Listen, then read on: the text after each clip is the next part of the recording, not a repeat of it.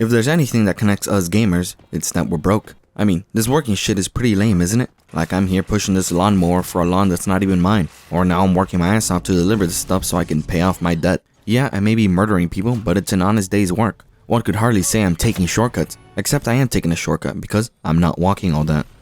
Bottom line is, if working is so lame, how come so much media centers around it? How come some of the best comedies are about being at work? And how come so many games are centered around being a blue-collared worker? Has no one considered that maybe I want to be the big boss that's making everyone's lives terrible? If this work stuff is so lame, how come everyone does it? Is there perhaps an underlying reason? Could it be just for the money? Or maybe, well, no, I think that's it. What about working a job you like? Now that would be the dream. Imagine this, every time you get out of work you feel reinvigorated, satisfied, ready to work the next day. Huge unbelievable fantasy, right? Well no, some people have accomplished it. For my money though, I can't complain a whole lot about my previous jobs. Not because of the job itself, but because of the people. This is my type of vibe, you see. You're doing a sales pitch to some dude so he buys your store's shitty membership and you're bouncing off your workmate, doing some sort of good cop, idiot cop routine. We didn't get the sell, but it was funny, so either way we won.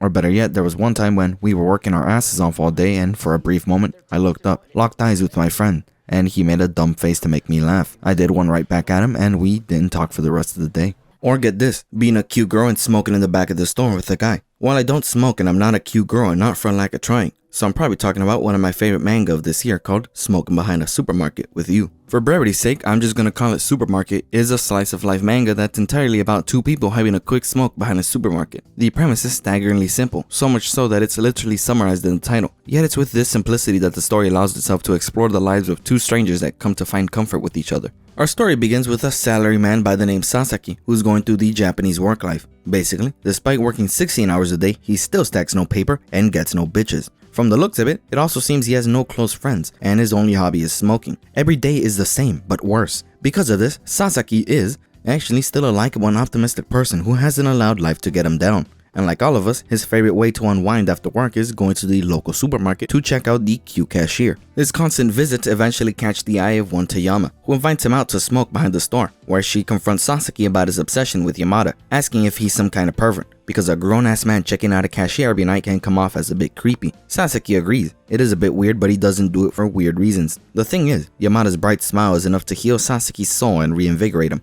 It soothes him to watch her work. Now, eagle-eyed viewers or viewers that have read past chapter 2 may realize that Yamada and Toyama are the same person. And Sasaki is a bit of an idiot, so he doesn't see it. One is super cheerful and the other is cold, teasing, and says whatever is on her mind. To Sasaki, she is laid back, relaxed, someone who doesn't need to put up a front, completely removed from the image he sees of Yamada. And to Yamada, Sasaki is honest and kind of disillusioned, not desiring any more than he thinks he deserves. Taking center point are those few moments these people have to just relax, smoke, and talk about seemingly not a whole lot. Since Toyama comes off as more blunt and relaxed than Yamada, Sasaki finds a bit more freedom when talking to her. Though it is funny when he finds Yamada in her work form and he gets flustered and starts overthinking things. At first, their conversations start with the admittance that he's a Twitter stan for Yamada, to other things like how he's feeling guilty over accidentally making a new hire cry that day. And in that same way, we get to learn more about Yamada. Despite her calm and collected nature, she frequently shows a lot of dedication to her job.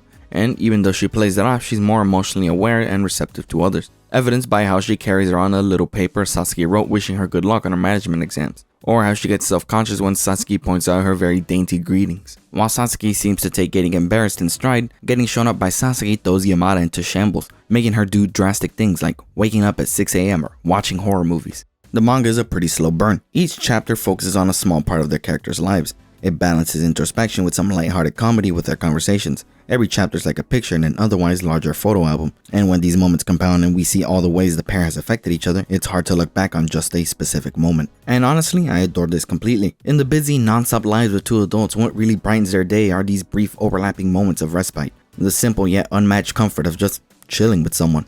Yamada teaching Sasaki how to use a smartphone, Sasaki helping out making rain charms, him falling asleep next to Yamada because of how overworked he really is. Or moments where they talk under the rain, realizing that maybe there's more intimate feelings hidden behind their silly talks.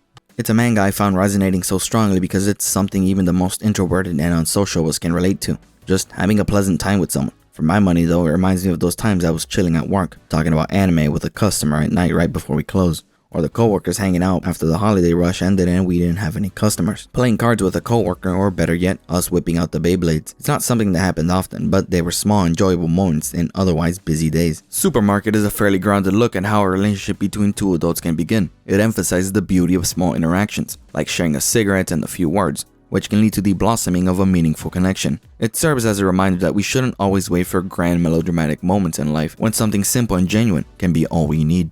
Now, there's a bigger reason why I got so hooked on Supermarket. It's a fantastic manga in its own right, but it did remind me of a game centered around just chilling at work. And even more, Yamada reminded me of motherfucking Jill Stingray.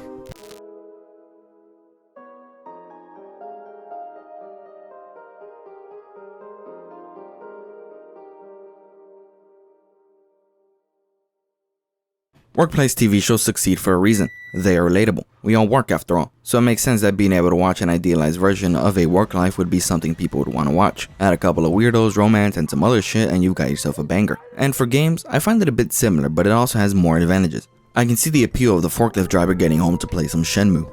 Workplace games have their own unique flavor. Simulation games that are generally just relaxing games that you can play while listening to podcasts or whatever, which are games about chilling at work in their own right. Then management games that stress me out more than anything else, which is fine because the more stressed I am, the more fun I'm having. Or more story focused games that use work as ways to find new gameplay loops wherein they can tell a story. Papers, Please or Not for Broadcast use work to show their totalitarian governments, while Spacebreaker has you doing extremely dangerous work to drive home how bad the corporation is. In Valhalla, the world is shit. Everyone is infected with nanobots that can either give you super cancer or turn you into a cat girl. Yick has become a cult classic and, well, in short, we live in Night City. So, what do we do about it? We're a bartender. We serve drinks and listen to people's troubles. Depending on what we give them to drink, people will talk even more. So if you get someone drunk on one night, that'll influence later conversations. Sometimes a customer won't tell us what they want, so we either remember what they usually order or just guess. Remembering what a customer usually drinks can lead to unlocking a character-specific ending. Though if you don't indulge Jill, she'll get distracted and forget what people ordered.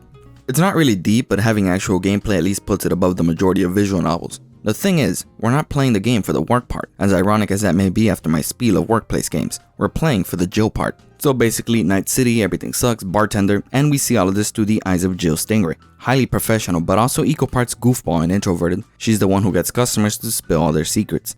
Behind her stoicism is someone who's pretty chatty, and more interested in learning about her customers than giving out any judgments. Jill is pretty nuanced. She can go from being tired to inquisitive to putting weird customers in their place without being rude to being genuinely worried about other customers during big events in the story. The game and by extension Jill do a great job at balancing personal conversations with hefty world building, and rarely does it feel like exposition since it flows naturally with the pace of the conversation. As customers get more eccentric, there's a level of authenticity to them, their struggles or simply the things they want to talk about. It's like seeing who they truly are removed from the world outside. So eventually they turn into regulars who liven up the bar whenever they show up, giving Night City an air of familiarity. Like everyone in this game, Jill is going through some shit. Her cool bartender personality and dour moods aren't front. She really is a cool bartender and she really is miserable. Her arc largely revolves around her opening up more emotionally but also having the courage to verbalize it. As we learn, she was too afraid to say what she needed to and eventually it became too late, which led to some pretty terrible misunderstandings. We see Jill's growth as she confronts her past and works towards reconciling her present. She makes a promise to never let fear get in the way of making amends or fixing a relationship. Jill kinda sells the game for me. She has a charm and relatability that makes her the perfect protagonist for a game like this. Interestingly, the majority of supporting characters also have that same charm that pulled me and Jill into their own stories.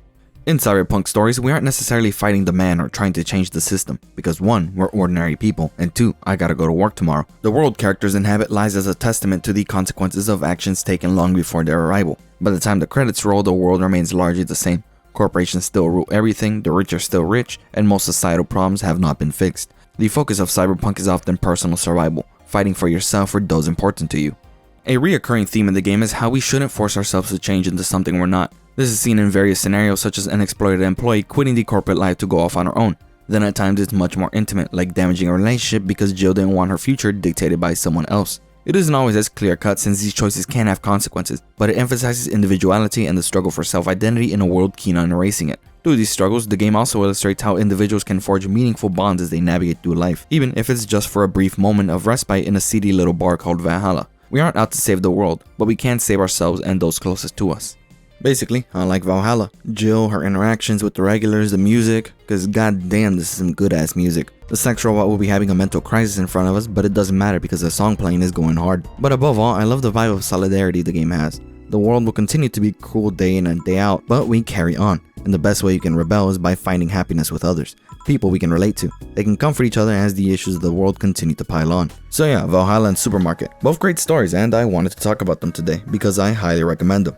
Anyways, that's all the night I've got to give today. Like and subscribe, and I'm out of here.